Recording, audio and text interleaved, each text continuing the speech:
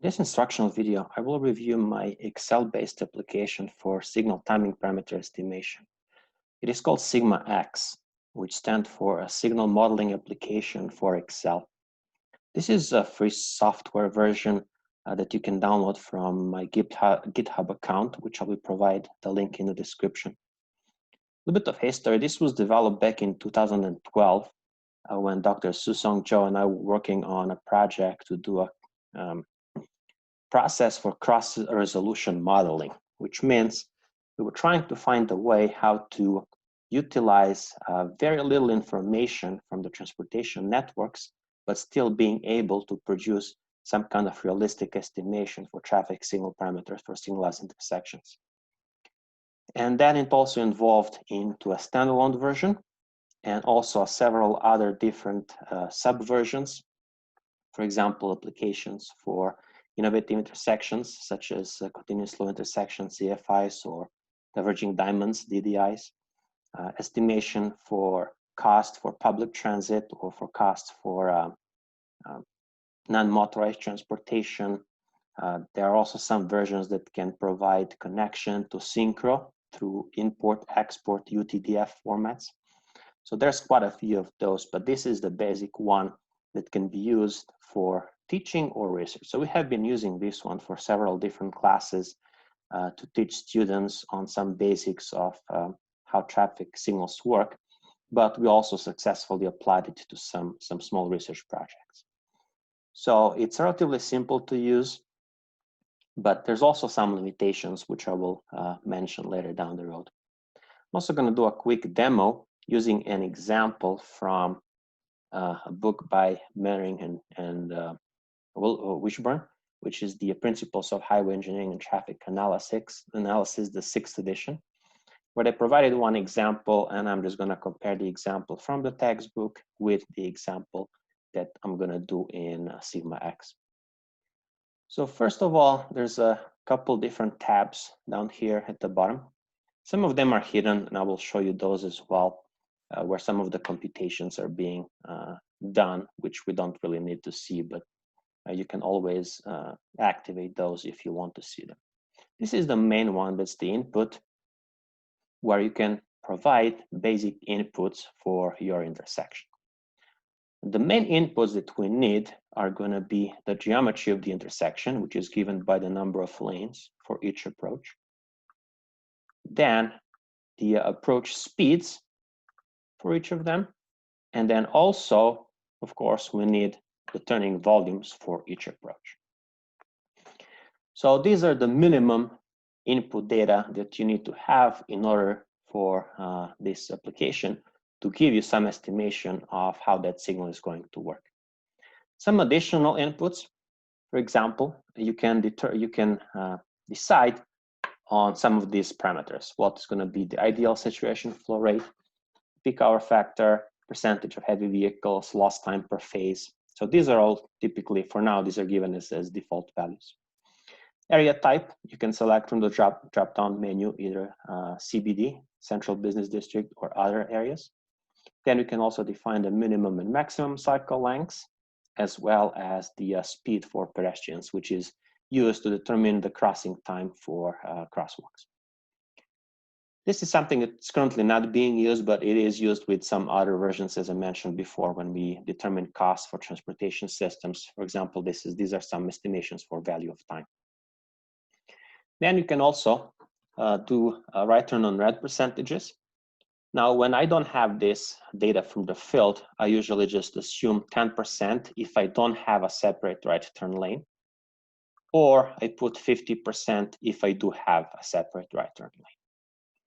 The other inputs, again, we can put in the names of the streets that we want. Then we can put in pedestrian crossings for each of the approaches. So first you can select whether the pedestrian crossing exists on a certain approach using this drop-down menu for each of them. For example, eastbound, southbound, westbound, and northbound.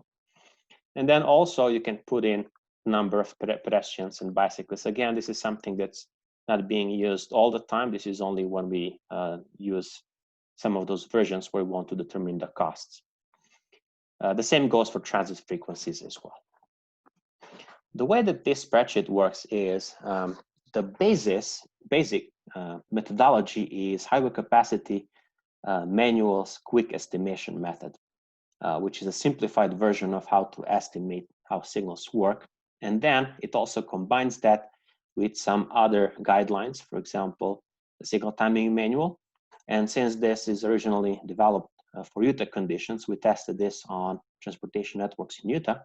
It's also using Utah DOT's signal timing guidelines or signalized intersection guidelines. So it will determine also what's going to be the treatment for left turns if we don't have that input. So for example, if I only want to see how an intersection is going to work in the future, I can just put in my basic information in here, and it will automatically determine what is going to be the treatment for left turns. Is it going to be protected, permitted, or protected plus permitted? If I want to do this analysis for an existing intersection, I can also select from the drop-down menu here. I have an option to manually select what my treatments are going to be. And as you can see, it automatically enabled the drop-down menu for each of these turns. And then I can select which of them I want. If I leave it empty, it will automatically determine the treatment. But I can also designate if I have the existing intersection. So in most cases, if we want to do analysis for some future conditions, or if we actually use this in combination with some DTH software, then we select no. So we're not choosing our left turn treatment manually. We just let the software do that for us. So this is the main input tree. Then we have the phase designation. As I said, if we don't have the manually inputted left turn treatment, the software will automatically determine how this treatment is going to look like and then assign the phases to each of the movements. So there's a couple different criteria that's being used. For example, the number of left turn lanes. If it has 2 or more left turn lanes on the approach, it will automatically be a protected left turn. The number of opposing through lanes. It will also, for example, if you have 4 or more opposing through lanes, it will be protected only. The opposing speed, if it's 45 and up, then it will be protected on the left turn. And then finally, we're also doing the cross product between the left turns and the opposing through movements as another criteria to determine the assignment for left turns. So once we have all this data in here, so it will automatically determine what is going to be the type of your left turns. And then it will assign the movement phases for each movement.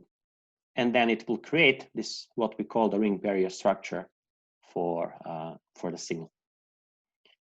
The next one is lane volumes. This is, again, coming directly from the highway capacity manual.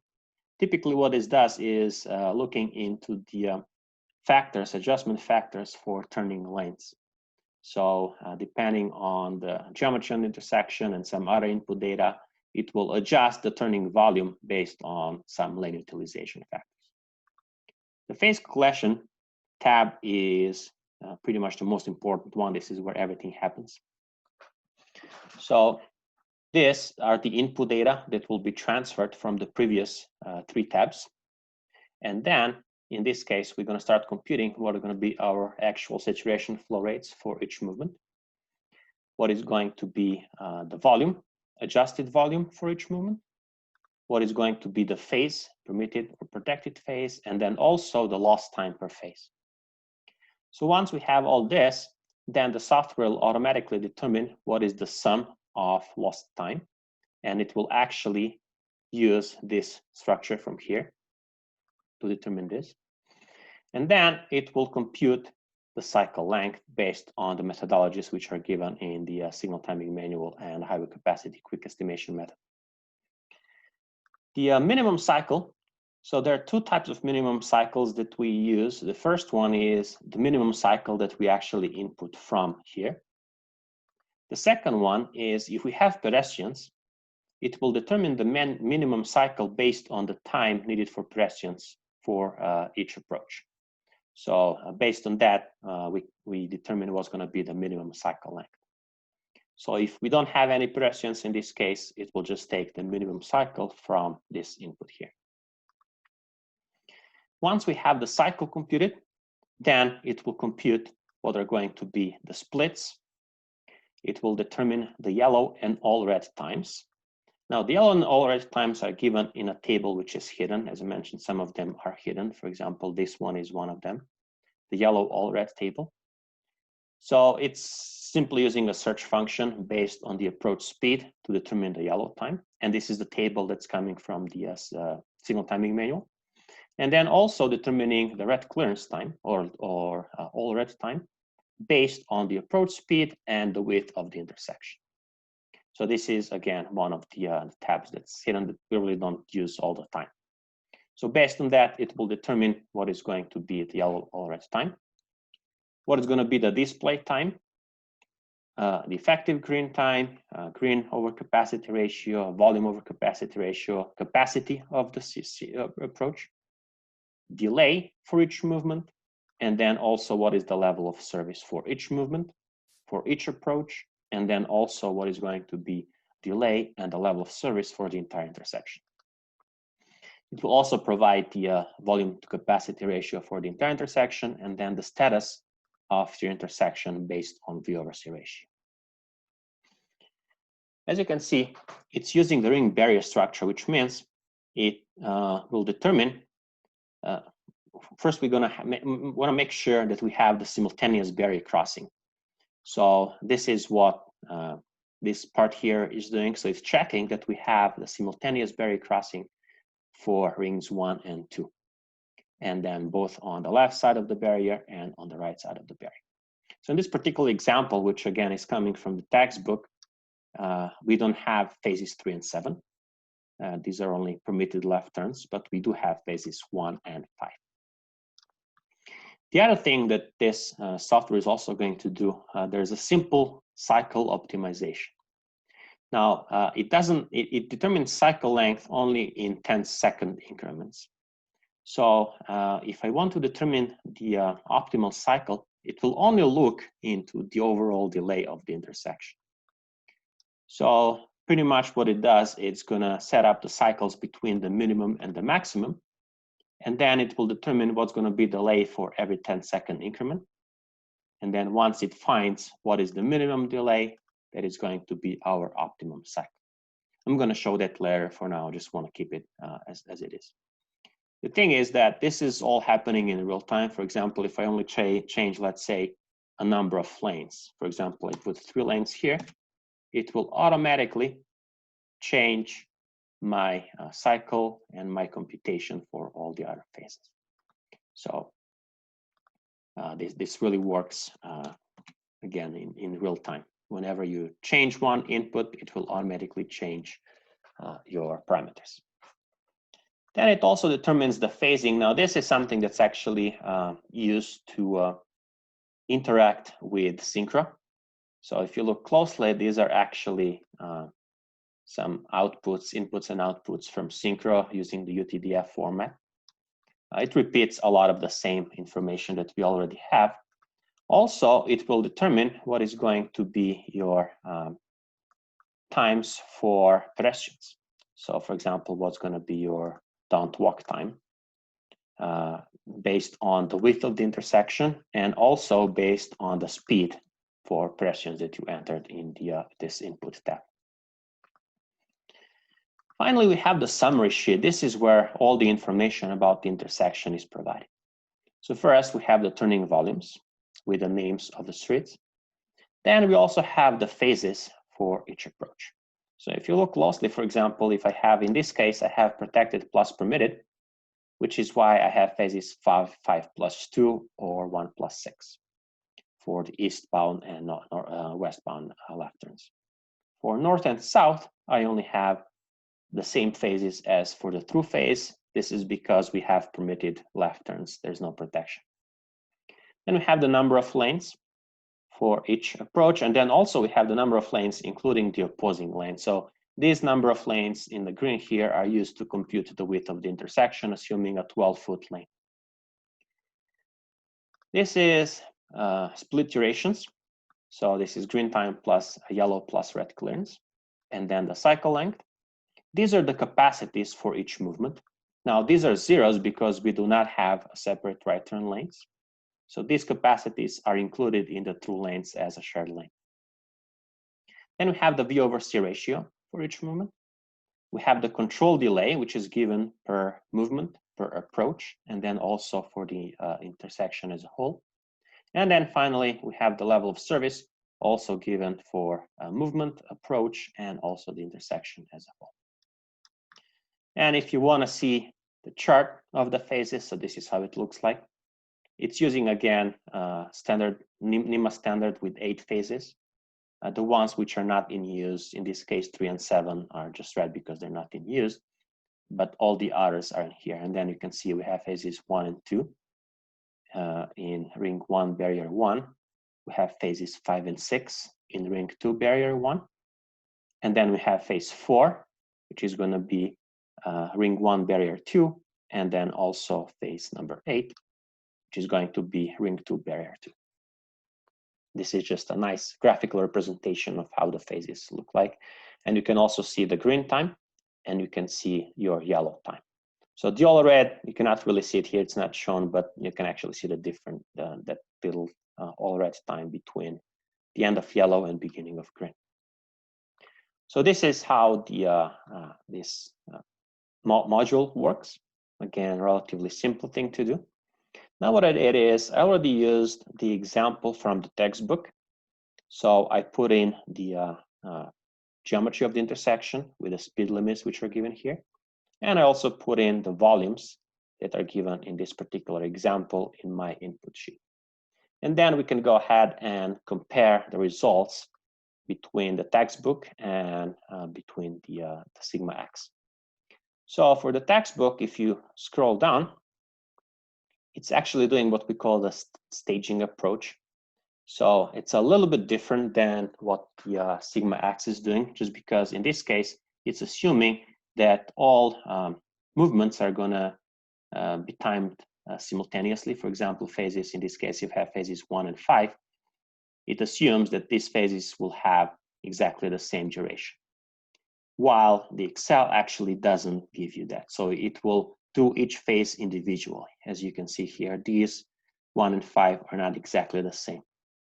So it gives a little bit more flexibility to determine what's going to be the duration for each approach individually or each movement individually, which is what happens in reality.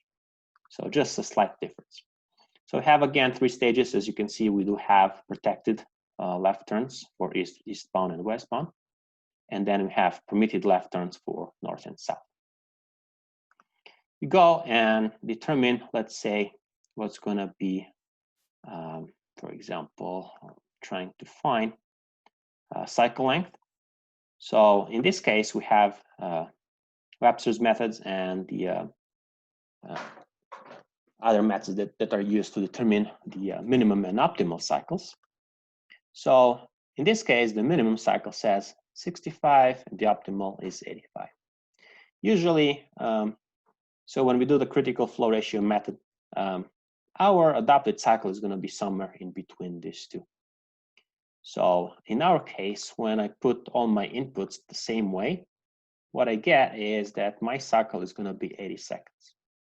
So this is relatively similar to what you can see in the textbook example. So somewhere between these two. Now, what I also did is, I believe they took the 65 second and then they performed analysis for 65 seconds. The volume to capacity ratio for the intersection was 0.89 for 65 seconds.